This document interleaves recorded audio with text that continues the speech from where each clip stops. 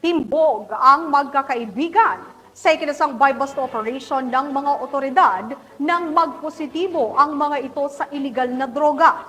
Yan ang tinutukan ni Patrolwoman Mary Tony Beba. Huli ang tatlong street-level individual ng ikasa ng tauhan ng Station Drug Enforcement Unit, Pateros Municipal Police Station ng Anti-Illegal Operation sa Barangay Santa Ana, Pateros, Manila. Nitong nakaraang araw lang ng hapon ang arestuhin ang magkakaibigan dahil sa pagkakasangkot nila sa illegal na gawa. Ang mga sospek ay kinilalang sina alias Makoy, 27 anyos, ang tinaguriang target sa nasabing operasyon. Kasama niya ang dalawa pa na sina alias Jimboy at alias Lord. Ito pong pag-implementa po ng aming buy-bust operation ay mula po ito sa revelasyon ni McGregor na isa rin sa naaresto namin noon pang June 12, 2023 po. Na ni-reveal niya nga po itong si Macmac po.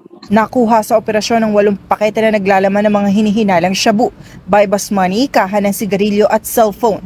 Umabot sa 68,000 pesos ang kabuoang halaga na nasabat sa tatlong sospek. Dagdag pa rito na dati nang nakulong si alias Makoy habang unang pagkakulong naman ang dalawa nitong kasama. Reklamong paglabag sa Comprehensive Dangerous Drugs Act of 2002 ang nakabinbin sa tatlong sospek. Mula dito sa Southern Police District, ako ang inyong PNN correspondent, Patrolwoman Mary Tony Beba, alagad ng batas, tagataguyod ng Balitang Pulis.